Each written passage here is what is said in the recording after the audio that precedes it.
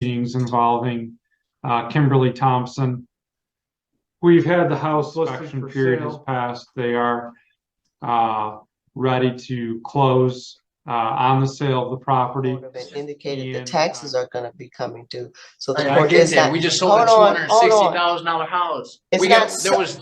Let me say something, though, Judge. There was 3,000 in the trust last time 2 months ago when we had court. There's 4,000 in it right now. But we're not going to steadily collect. We're steadily collecting $4,900 monthly payments from the pawn shop. We're steadily collecting $1,250 a month from my house. It's not going to vanish or disappear. The money's just going to keep adding to the trust. So it's December. It's the middle of December. I need to get a winter jacket. I go outside and I freeze. I need to buy stuff that I need. I don't have thermals. I don't have winter boots. I don't have any of that stuff. We have 4,000 in the trust right now. I'm not going to diminish the trust, Mr. Botala. As I understand, let me finish. I'm saying you want to cut me off like every single second I try to talk. I'm having a conversation just like every other person. No. I understand your position. This is my shit. Okay, I'm muting you. You don't curse on this court's record. So anyway.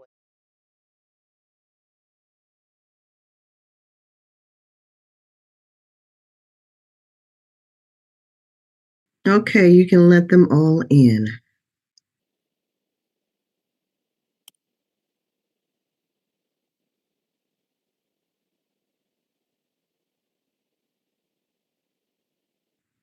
Okay, Ms. Clifton, you can call it. We got everybody present and accounted for, it looks like.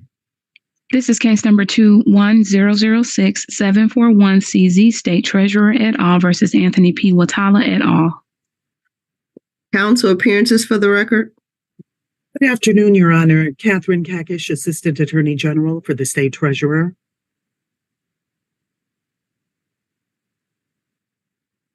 Good afternoon. Good afternoon, Your Honor. Court-appointed receiver. Sorry, Ken. No, it's all right. Ken Camilleri on behalf of Albert Wachtola, deceased. Good afternoon, Your Honor. Michael Sims on behalf of the estate of Albert Wachtola.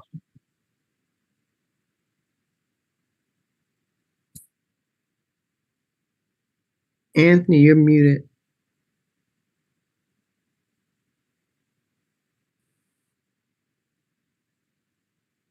I'm not muted. You have to unmute yourself. Do we? Kim, do we? Yeah. Ms. Thompson? You're on mute. Kimberly Thompson, representing yourself, Your Honor. Thank you. Ms. Kakish, You hear me? Yes, I can. All right. State your name. Anthony Watala. Thank you. Ms. Kakish, let's start with where we're going today. I vaguely remember, but Yes, Your Honor. I believe Mr. Polderman, the receiver, would be the better person to answer this. Basically, it's an update as to the latest things that need to be done in order to resolve this case. It will take a little bit more time, but I believe Mr. Polderman will be able to let us know of the certain things that still need to be done in this case. Okay, thank you. Mr. Polderman? Good afternoon, Your Honor. So yes, last time we were here, we were waiting on the closing of the house that was sold on Island Boulevard on Grosse Seal. So that closing has occurred. We are holding the proceeds of sale in our trust account. And as of several weeks ago, we have about $50,000 that we're holding in our trust account. We also expect over the next 6 to 9 months, we're collecting payments from the sale of the pawn shop. We expect there to be, I think, another $60,000 or $70,000 to come in from that. And then there's a residential house that we have a tenant that's occupying that also pays monthly rent of $1,100. There was a fair amount of money spent up front to get that house approved by the city to put a tenant in, and that all has occurred, and the tenant is current on the rent, and there haven't been any issues there.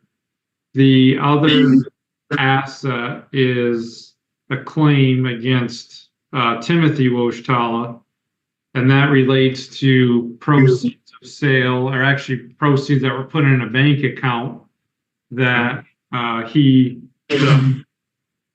And he's currently, the court may recall, expanded the receivership over a scrapyard, downriver scrapyard, and put the receiver in charge of operations and in charge of the bank account there. So we have been in control of it.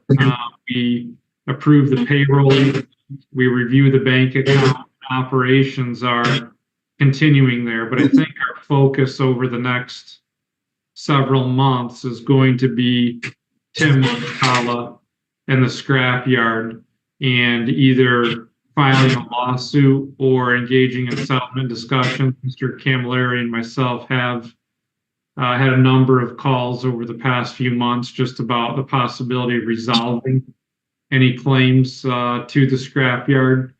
That may be a bit complicated now with Albert having passed away, but that's kind of going to be front and center here, I think, over the next 30 to 60 days to either resolve these claims or come up with some sort of resolution with the scrapyard and Tim Wojtala. Okay, and one thing, we've been, going around the block with this for some time now. So what I want to do, and I don't know the timeline we're going to be able to do this, is to determine with the assets that we have on hand now, what Ms. Kagish can get, and in terms of additionally getting Anthony some additional funds. Why is it that you said that the pawn shop situation is going to take 6 to 9 months? Because it's being sold, they're purchasing it on land contract, so there's monthly payments under the land contract. And the land contract, the term, I think comes due here at the mid to end of 2024. We did have discussions about them just paying it off so we could wrap that up, but they want like a 20% discount. So I said, no, I'm not going to give you a discount. You'll pay the balance in full.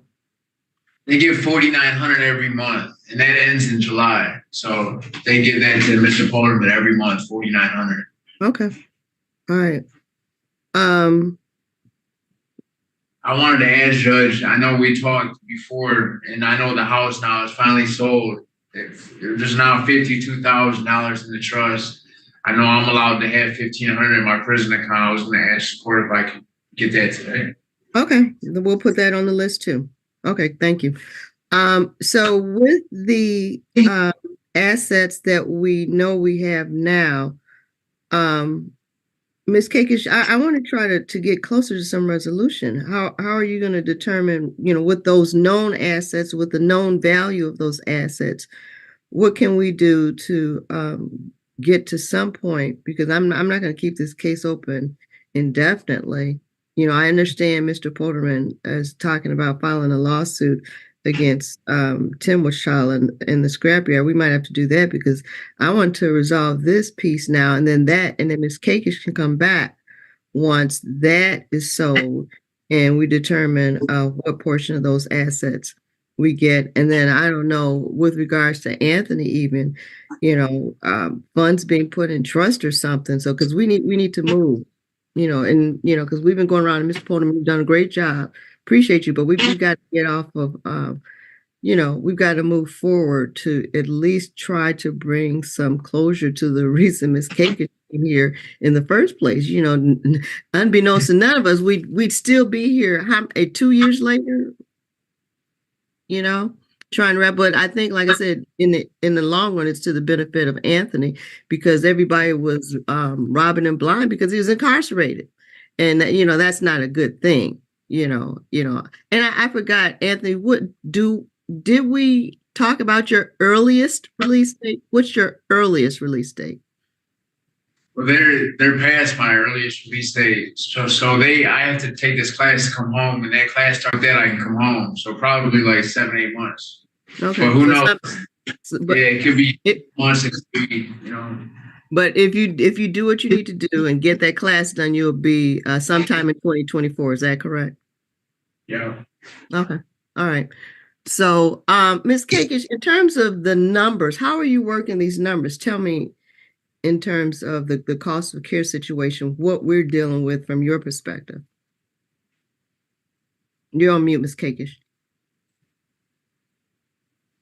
Sorry about that, Your Honor. Thank you very much. Actually, today I received an updated cost affidavit of cost of care from the Michigan Department of Corrections.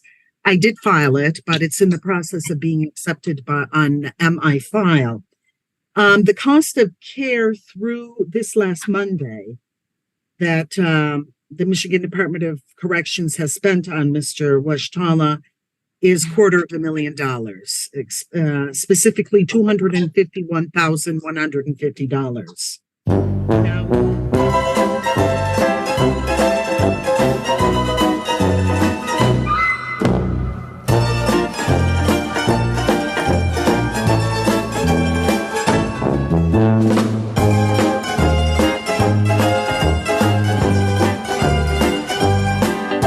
Now, if he were to remain in prison and every day now in the current facility that he's the cost of care is $126.93 per day. So assuming he stays at the current correctional facility, and if there's a chance that he stays until his next release date of December 24th, 2031, the cost of care will total at about $618,000 based on this year's costs. So, Your Honor, in terms of how to resolve this case, I was kind of hoping that we could have had entered a final order today whereby Mr. Polderman would be allowed to continue to receive payments until resolution of the land contract. And there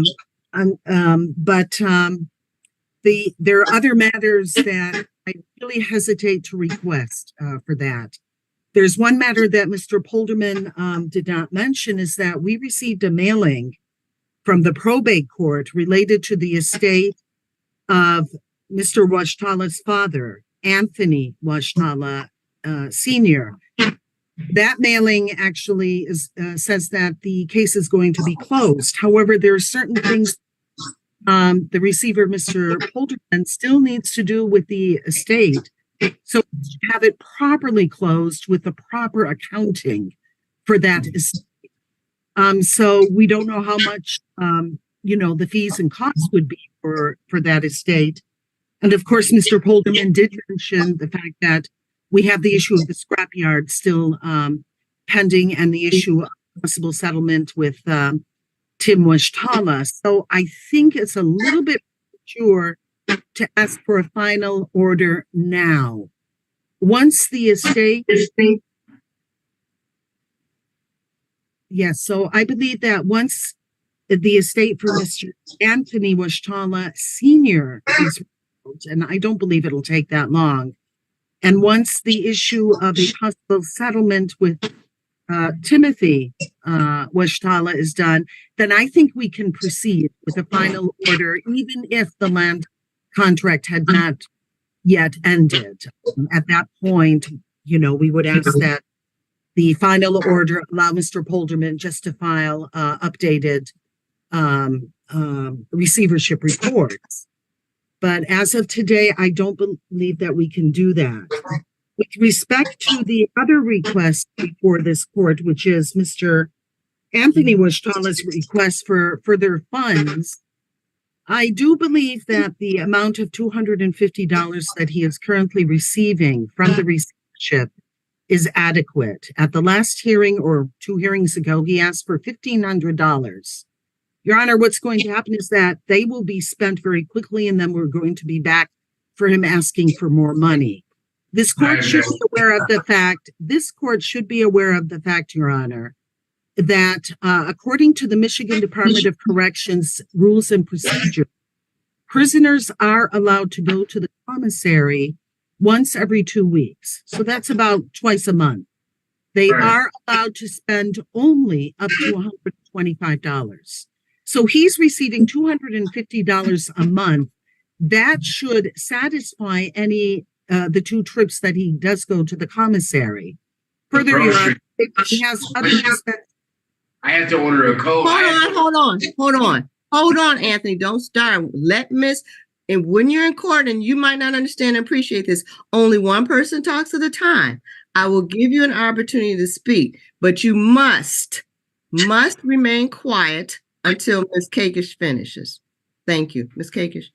Your Honor, we believe if he has any extra expenses, then perhaps this court may entertain the idea of granting him $300 a month. But to grant him $1,500 as a lump sum, we are totally object to that. Okay. All right. Can I speak, Your Honor? Yes.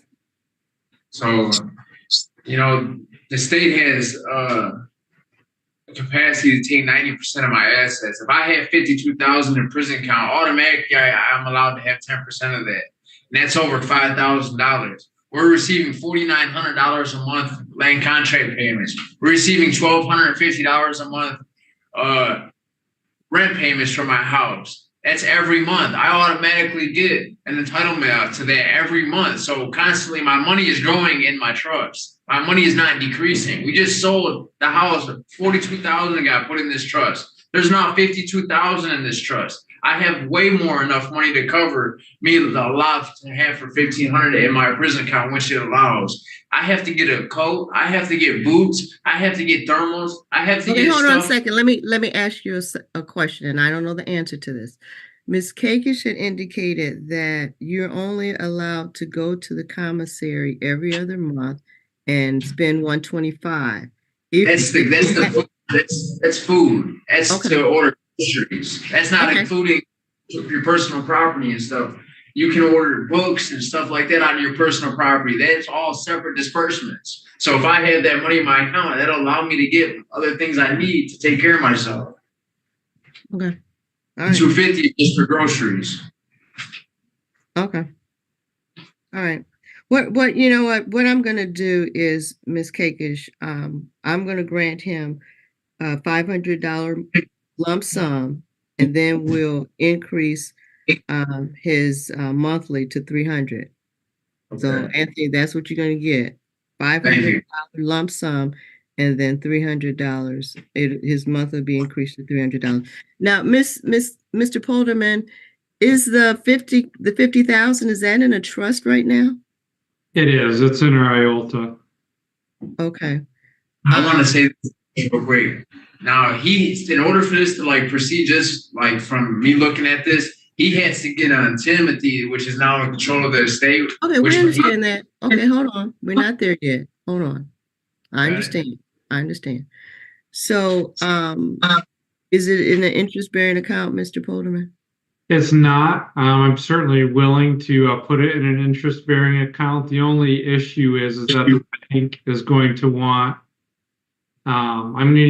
It's difficult when the individual is in receivership because I have to use their social security number, or I have to obtain a new tax ID number for the receivership estate from the IRS. So it's always, and Mr. Polderman, I know you can do that in a bat of an eye, because I unfortunately had to deal with my dad's estate, and then you call and they give it to you. So you can get that instantaneously.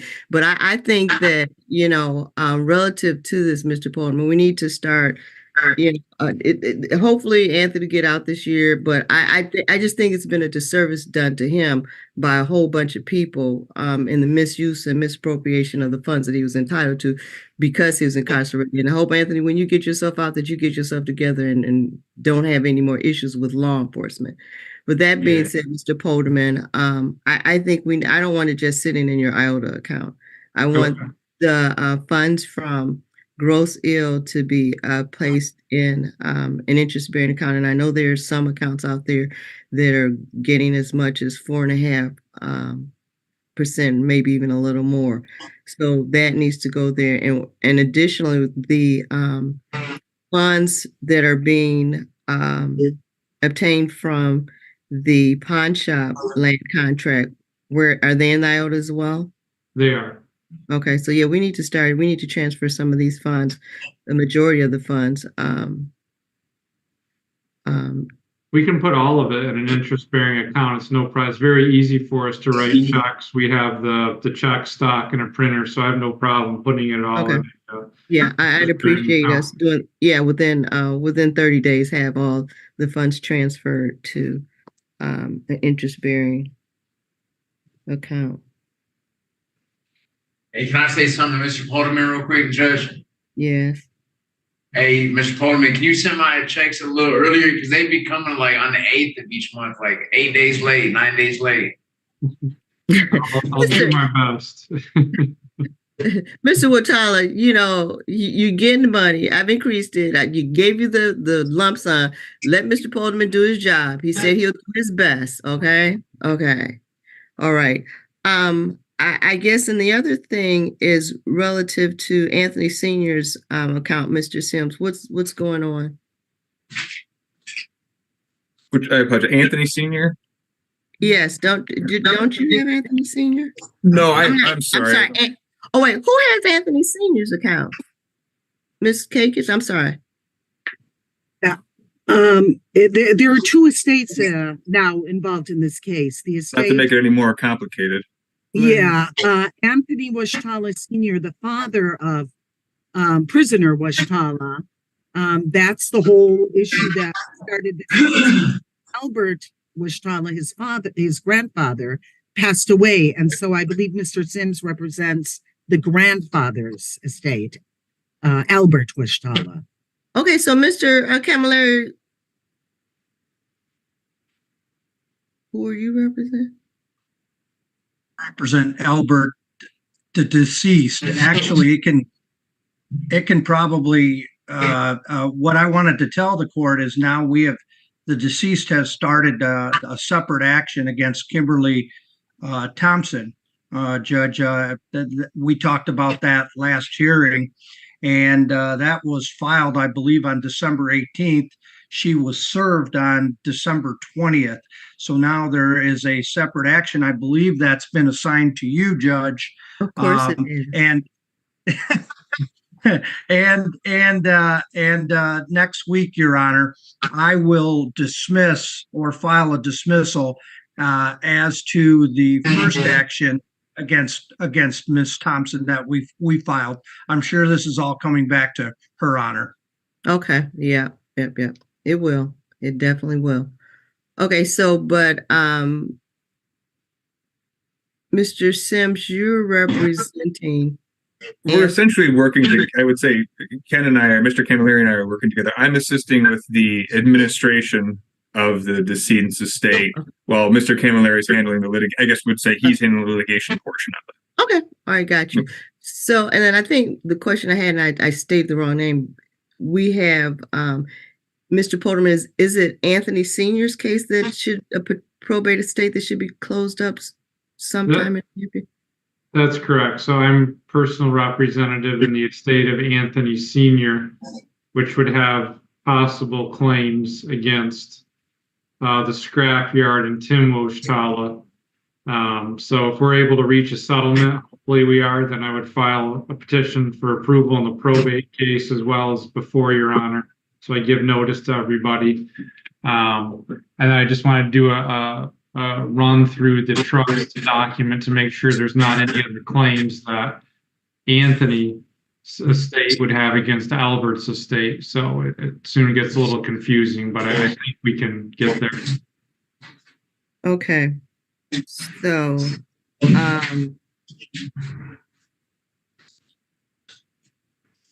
can you find out, let us know how many months are left, Mr. Polderman, on the pawn shop? So I just looked, and Anthony is correct. It's supposed to be paid in full by May of 2024. Okay. It said 4 years from the contract date, and it was signed in May of 2020. Okay. Yeah.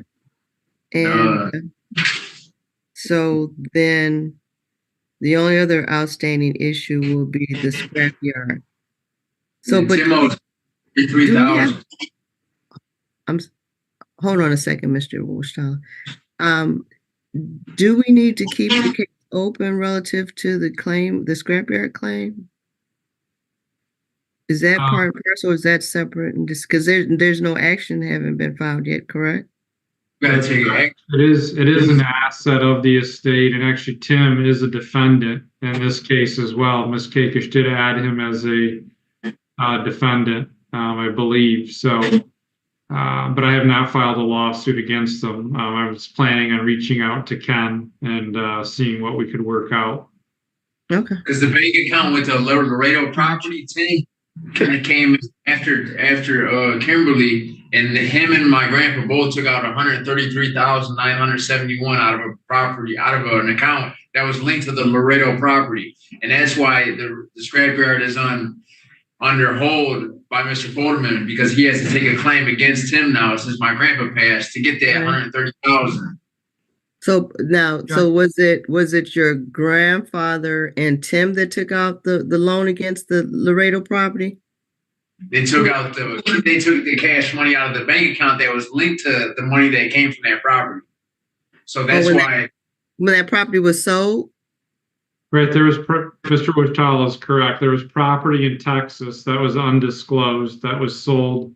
The proceeds, while there was the receivership was ongoing, the proceeds went into a bank account that was controlled at the time by Kim. So we show caused Kim, which led to the sale of the house, which led to the 42,000 into the account. But during that time, some of that money was also withdrawn by Tim. Now, Tim maintains, I think, that he used it for business purposes or he had power of attorney. I still view it as an issue and as a problem. It's kind of fruit of the poisonous tree, so to speak, and that money should be returned. And if it isn't, then the scrapyard should be in play, which led to the court expanding the receivership over the scrapyard to make sure that wasn't dissipated as well. So I think there's, we know, and part of the reason for my holding off and engaging with settlement discussions with Tim is I wanted to see what the proceeds of sale of the house would be, right? So if in theory the proceeds of the sale of Kim's house would have been enough to address all of this, then fairness, it's not really fair to ask Tim to pay in money when the estate's been made whole. But we had to keep reducing the price of the house. We netted 50. So now I do think we kind of have clicked together some of the puzzle pieces here. And you didn't know that there was going to be all these loans against the house. You didn't know there was going to be $180,000 loan against the house. You know what I mean? Okay. So, Mr. Polderman, relative to the proceeds from Laredo, the max, was it 190,000? Was it? I'd have to pull up one of my reports. I know there was. I have. So is the goal to satisfy that entire? Can I say this, Your Honor? This is really important. The Laredo property had $264,000 in it.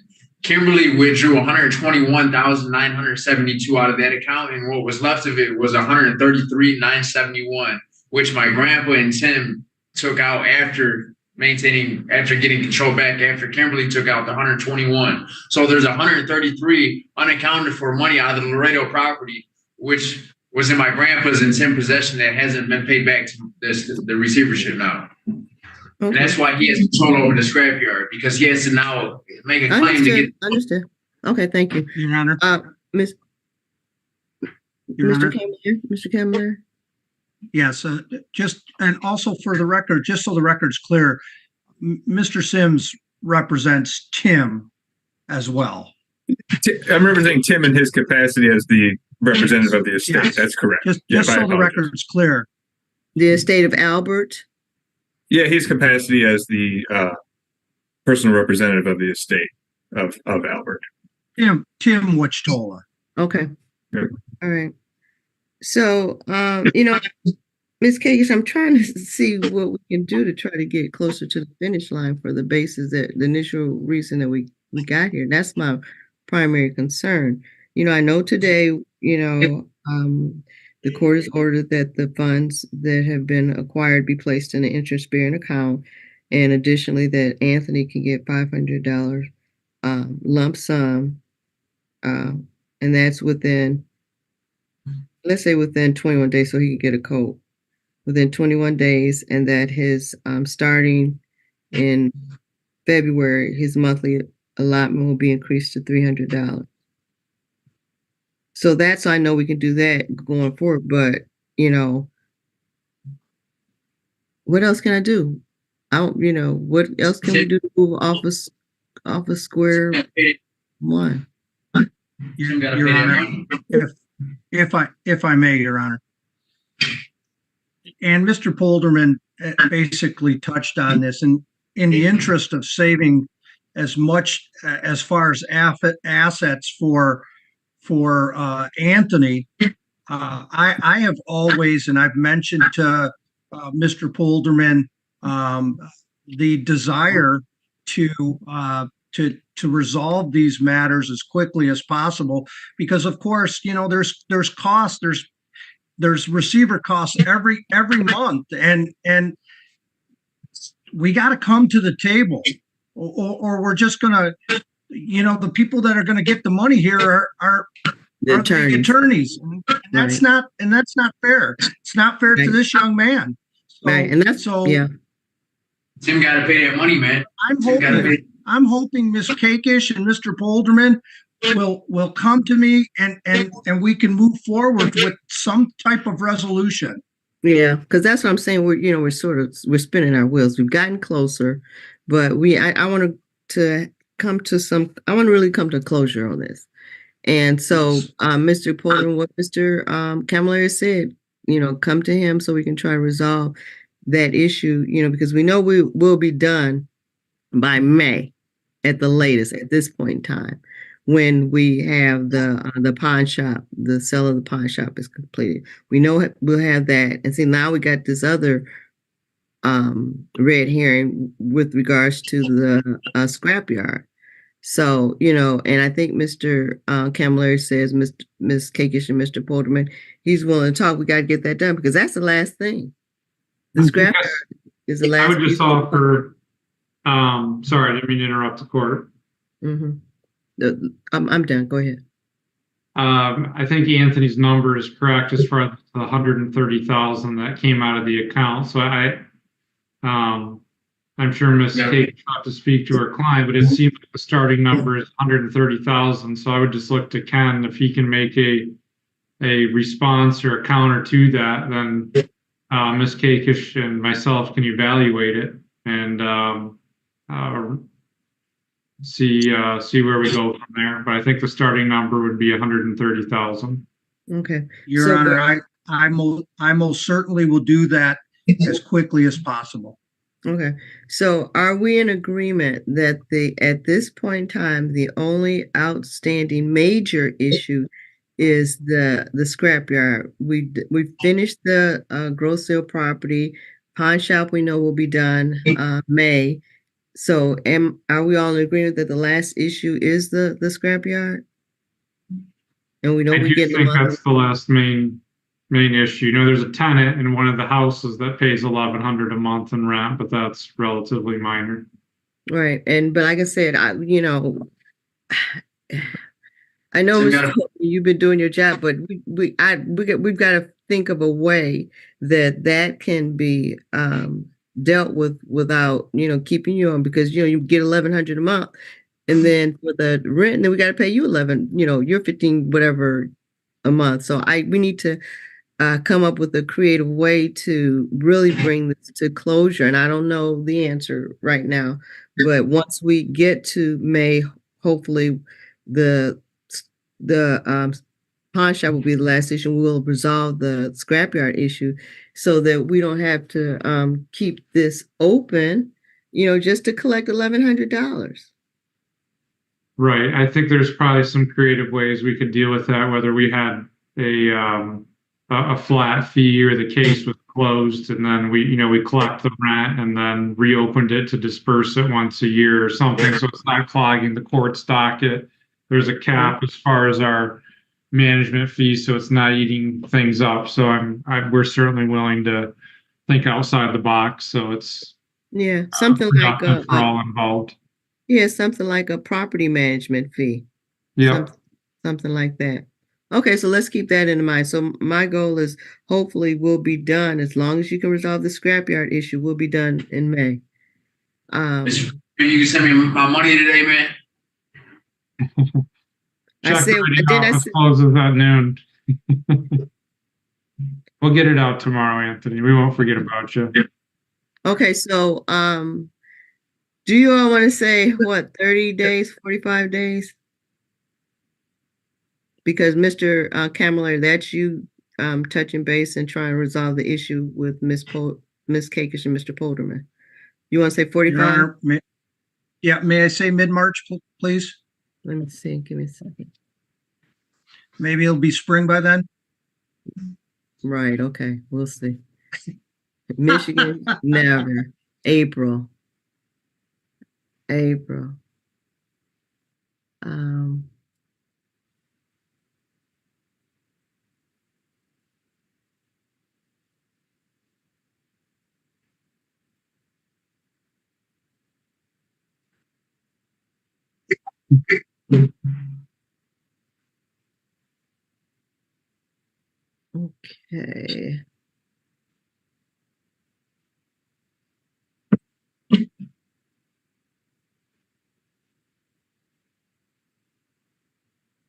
And Mr. Polderman, I guess I'll be looking for that order to be submitted, and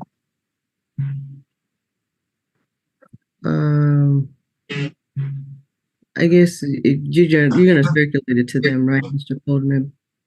Thank you. I'll make sure everybody approves as the form. Okay, thank you.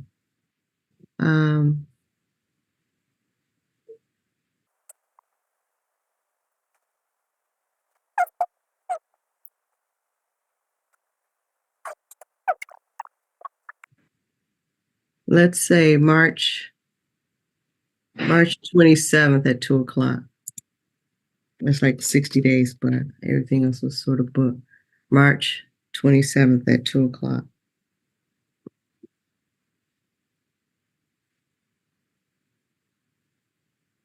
That'll be a Wednesday, Your Honor. Wednesday. Pardon? Yes, Wednesday, March 27th at 2 p.m. And Mr. Sounds Polderman, good, Judge. please put that in the order as well. March 27th at 2 p.m. Yes. Okay. Okay, and Polderman said he'll get your funds out to you.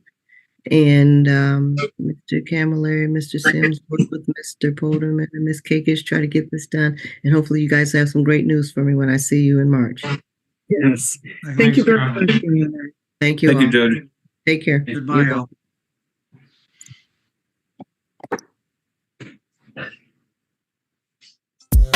welcome.